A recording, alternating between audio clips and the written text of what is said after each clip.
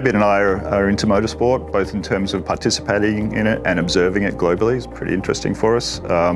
We have some good facilities here in Adelaide that we attend. There's Mallala, which is quite historic nowadays, and the excellent New Bend, which we really enjoy going to. There's multiple tracks out there of various lengths. It's the second longest track in the world, I think.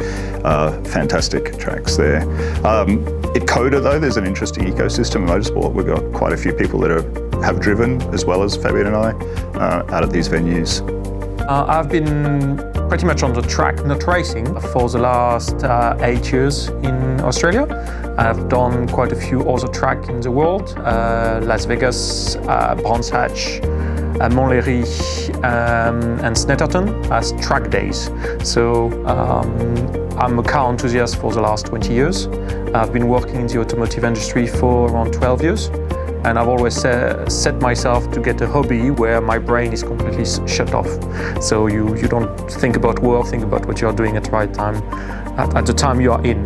Yeah, why get into motorsport? I think that some people are quite competitive and ambitious, and I think you have to have that a little bit of a wanting to be in a competition to do this kind of activity, I think, and that's certainly in me from a long time ago. I never had the time when I was bringing kids up to do that well, and since my kids have left, I've had time. So it's not a midlife crisis, right? I'm saying to myself. But anyway, I did buy a Subaru WRX, so maybe it is.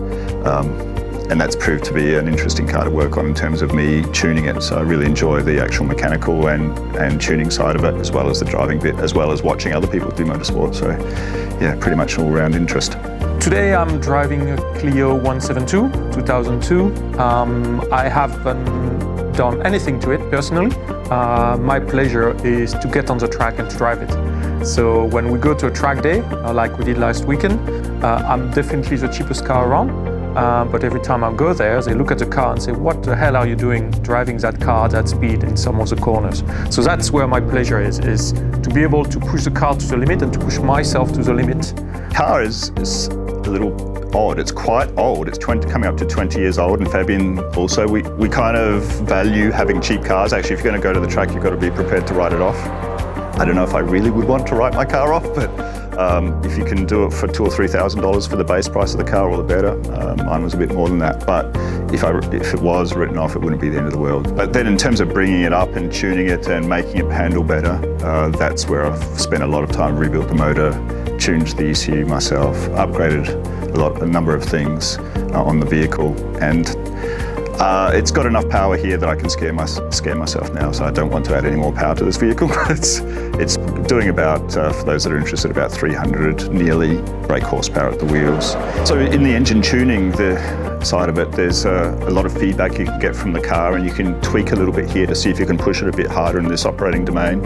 And if you push it a bit far, it starts to complain. So credit to, I think it was Denso, 20 years ago, building an ECU that was so robust that it could tell you these things.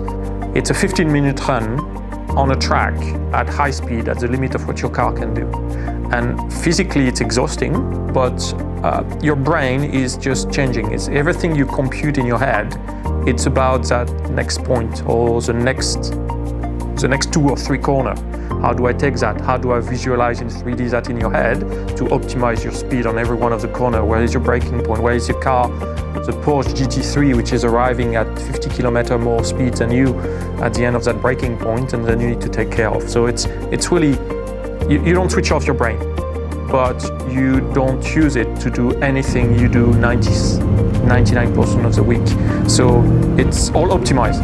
You're computing faster, but it's for one dedicated purpose. It's because you're just in the moment completely and totally focused on that real-time micromanagement of what's going on. And it's a little bit out of fear and ambition all mixed together. So you're trying not to crash and go off the track, and then you're trying to go fast as well. So it's a really interesting tension between those two objectives, which is really, it's cathartic, actually, I think is a good way to describe it.